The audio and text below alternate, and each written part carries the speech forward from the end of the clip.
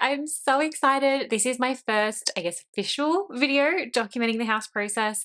If you are new here, hi, my name's Jess. I'm building my first home all by myself and documenting the process as I go. Before I start, I just want to say thank you so much to everybody for all of the love when I announced that I was building. I put up my YouTube video, my Instagram, my TikTok all at the same time. I had been waiting to be able to announce and share the news. So I'd pre-filmed and edited my YouTube video, my Instagram reel, my TikTok, everything. It was all ready to go. So the second pretty much that I got the call that the land had officially settled and that this was all actually going to go ahead, I just pressed go live on everything. It was the middle of the workday. So I just went back to work. And then at the end of the day, I logged back on to kind of look at everything. And you guys, I fell apart. I was sobbing because of just all of the love and support and kind words from people. I know this is something I've been talking about for a really long time, but I don't think I realized so many people cared about me, honestly. And it just was the loveliest, most beautiful thing in the entire world. So to everybody who watched or commented or sent me a message, just from the bottom of my heart, know that I cannot thank you enough. Anyway, I did put up an Instagram story asking for questions and you guys really came through. I got so many and I thought today that we could answer some of them. A lot of people are asking, how did you choose your builder? Which builder did you choose? Are you using a project high volume builder? Lots of things about like who specifically I'm building with. Yes, I am building through a volume builder because that is what I can afford. Truthfully, I'd love to have an architecturally uniquely designed home. That is just simply not in the cards for me right now. So I am building through a volume builder. I ended up choosing to go with boutique. There's a couple of reasons that I chose them. So many of my friends in kind of a similar area to me have built through them and had really positive experiences. Their homes all look really beautiful. They said things kind of went on time and that all just worked really well for them. I liked a number of their floor plans. I was able to find one that would fit on the block that I have because I do have kind of a small block. So that was obviously important to me. I also liked that they have a lot of inclusions as standard that are upgrades through other builders. Things like double glazed windows, 2.5 high ceilings, 3 coats of paint, all things that I kind of would ideally want. And so that meant that if it was already standard, I then had a little bit more room in my budget to upgrade or play with other things instead. Although I am quickly learning that it costs money to do literally everything. It is actually shocking how much it costs to do things, and I don't even have final numbers yet. So that will be something that we will circle back to. The other thing that really contributed is I did inquire with a number of different builders when I was looking, and I don't know if it's just luck of the draw with I think they're called new homes consultants. I don't know if it was just I got a really fantastic consultant, but the experience that I had with her as compared to the experience that I had with consultants at a number of other builders was day and night. The way that it works, or the way it worked for me, is I kind of just inquired on the website after going through a couple of their open homes, and I think you kind of just get like randomly sorted to somebody. I'm not too sure, but I'm very lucky that I ended up where I did. Her name was Victoria. She was incredible. The process of like first looking at homes to getting to the point of being ready to build was months. Probably almost a year, actually, now that I'm thinking about it, because I was looking to buy, but then buying wasn't working. And then I was like, well, maybe I could build, but then there wasn't land available. And so it was just, I was flip-flopping around constantly. And if this woman had kind of given up on me a little bit or had been slow on the replies or gone, oh, she seems like serious, I wouldn't have blamed her because it did take so long. But she was so attentive, so helpful, answered all of my questions, helped me problem solve. So many things where she went above and beyond that I was like, if this is the standard of service that I'm going to be receiving, like I will be thrilled with that. If you are in Victoria and you're looking at building with boutique homes and you haven't already spoken to someone, feel free to DM me and I will pass your details along to her or her details along to you, as I will double check with her that that is okay, because I don't want to just be handing out somebody's email. But if she says it's all kosher, then I'm so happy to recommend her and pass her along because she was just the best. A number of people are also asking about prices for things. I'm not going to tell you how much the land cost because I don't want anybody to be able to like work backwards and pinpoint exactly where I live. I'm a bit paranoid about like personal safety, stuff like that. The build, I don't know exactly how much it is going to cost because I haven't had all of my appointments where I select all of my like finishes and fixtures and all those sorts of things. I can tell you the base price of the house. I've just looked that up and that is $310,000. But when you look at these prices online, there's so many things that are not included. It doesn't include your site costs. It doesn't include any of the upgrades or like things that you might want to change. So those costs that are listed online are like very different from what you ultimately will end up paying. I do plan on tracking every dollar that I spend pretty much throughout the process of this build, for the build itself, as well as any like external things that I end up having to pay for. So throughout the journey, I will definitely keep you updated on what that costing looks like, maybe things that take me by surprise. So we can definitely revisit this in the future months. But for right now, I don't exactly know. Somebody asked how much was my house deposit. They said they're still saving theirs. Congratulations. That's really exciting. I know it's such a hard slog when you're saving a deposit. It feels never ending, especially if you're someone like me who had been wanting to buy or build for a long time. And so you're kind of just saving without an end date because you want to save as much money as you can. But for me, like I said, the process took years. So it is really easy to fatigue. I would encourage you to keep going because trust me, down the track, when you're trying to decide like what things you want to upgrade and what things you want to cut, you'll be grateful for every dollar that you have. I would have to double check the numbers, but I think my deposit was around 136,000. I was aiming for 150. I think that's a nice round number. I was maybe initially looking at spending about 750 altogether across house and land, and so that was also 20%. I didn't quite get there, but I was able to utilize a scheme that meant I didn't have to pay LMI, which was really fantastic. I'm very proud of myself. Like, saving six figures is a lot of money and it took a lot of dedication. But I feel like it's one of those things, your deposit is never going to be as big as you want it to be. Like, if I hadn't built or bought now, I would just be continuing to save and save and save every dollar that I had. If I'd hit 150, I would have kept going because I just think it never hurts to have as much there as you can. I know different people have different priorities and they might want to put some of that money towards investing or other goals like a holiday. But for me, I was really like one track minded on this is what I want to do. This is really important to me. And also in the back of my mind, very conscious of the fact that because I'm doing it by myself, it means that I need to be a little bit more secure in those things. Somebody asked, did you have to move to a developing suburb that was only recently created? I've always lived in the suburbs. I was born in the suburbs. I still live in the suburbs. I'm a suburbs girly through and through. I think it is a lot more affordable out here as compared to somewhere like a major city. Obviously, that was a consideration when I was looking where to build or buy. I would say that it's not a brand new area. It's been around for a while. It is established, which is why how I got here, it really felt like the stars aligned. Just to tell you the story for like a little bit of back context. So you guys know I was looking to buy a house for years and years. I've been attending auctions, putting in offers, doing the whole thing.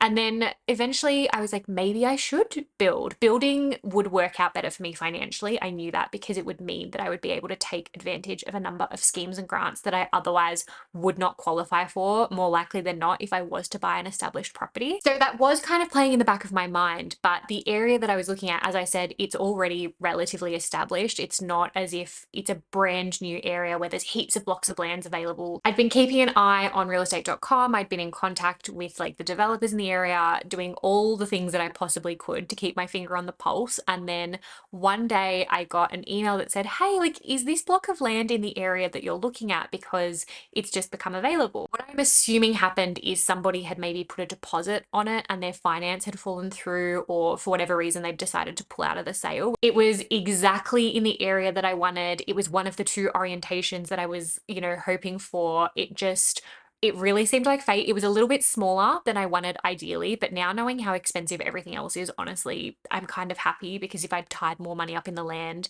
I would be able to do a lot less now. And I didn't realize it at the time, but two of my like best friends who live close to us currently already, and we knew were planning on building in sort of the area that we were looking, turns out the land that they had bought is literally on the street perpendicular to ours. Like, our house is here, their house is here, like 5 houses away or something. So we're basically be neighbors. So to go back to the question, it wasn't a brand new area. I'm very happy with where I chose. It's in the area that I was hoping to build or buy. I guess if you're someone who's always lived in a metropolitan area, looking out to the suburbs might seem like a compromise to you, but as someone who's grown up here, like, this was always where I wanted to be. I wasn't ever really considering moving any closer to the city because I like where I live, I like the lifestyle, and also I knew that from a financial perspective, it would offer me significantly more options. Somebody asked, what research did you do and questions did you ask before deciding to build instead of buying established? Honestly, it was the fact that I just wasn't able to buy. Like, if I could have bought an established property 2 years ago, I would have done it. But I am really happy. It feels like everything worked out the way that it was meant to. Like I just said, financially, it's a lot more beneficial as a first home buyer, or at least in my situation, to be building, because there are 2 or 3 different schemes and grants that I could use because of how expensive it is to buy a house. And I actually think this has just changed because they've just removed like the cap on a couple of the different schemes and grants. But at the time that I was looking in Victoria, I think it was capped at like $750,000 for your stamp duty exemption, for example. And that 750,000 cap would only offer you a partial exemption. I think it was maybe around 600,000. If you spent that, you would get the full stamp duty exemption. Stamp duty for me would have been upwards of $30,000. So to buy an established property around the budget I was looking at of 750 would mean that I'd be out of pocket probably 30 to 40,000. When you build, that calculation is done at the time of purchase. It's done on your land. And obviously your land is half-ish of the cost of what you're spending altogether, which meant I was able to get the full exemption, which was incredible. That was one of the ones that I really wanted to take advantage of because it's only available, as far as I know, to first home buyers, maybe like a few other like niche categories, but you know, $30,000 is so much money. And yes, it would just get rolled into your loan. But if I don't have to pay it, obviously I don't want to. So it's pretty much driven by necessity. I wasn't having any luck buying anything established. And I will say now I'm really happy that building has allowed me to customize a lot of things. When I was looking at buying something that had already been built, I was kind of looking at it from the mindset of, okay, well, I could do a renovation, I could do all these other things. But I do love the security of knowing, you know, there will be a warranty on my home. So if something breaks in the first 12 months, that's actually not my problem.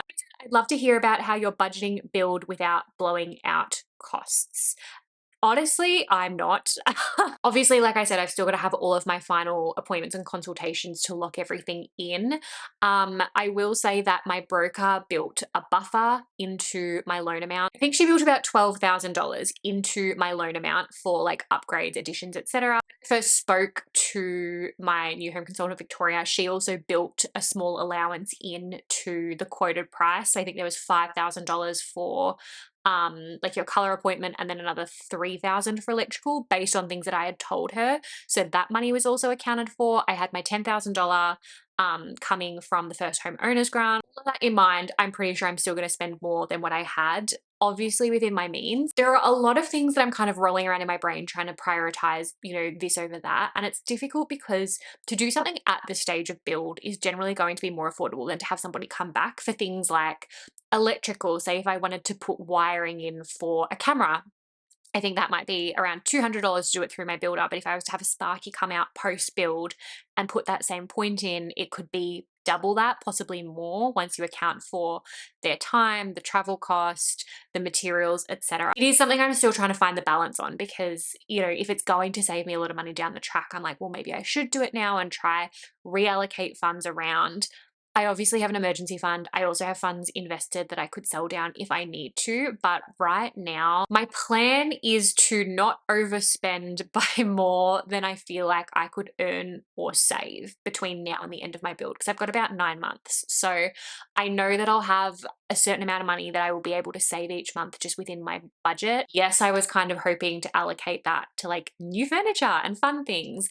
But I think it might be getting to the point where I instead need to allocate that to progress payments to cover the additional things that I want to add. I also am really hoping to ramp up my freelance work. If anyone needs some content made, you know where to find me because I want to cover those costs. I want to give myself a buffer. I would prefer not to have to sell down shares if I don't have to. It's an option. And I never would spend or go over budget by an amount that I couldn't pull myself back from. I'm very conscious. The whole plan, the whole budget has been built around just my income. Like, yes, I'll be living with my boyfriend, but God forbid something to go wrong. All of my calculations are based on the assumption that I would have to pay this full mortgage by myself and that I would be able to do that comfortably and still obviously be able to like feed myself and pay my bills and stuff. And then the last question I'm going to answer today is, where will you be finding your home inspo?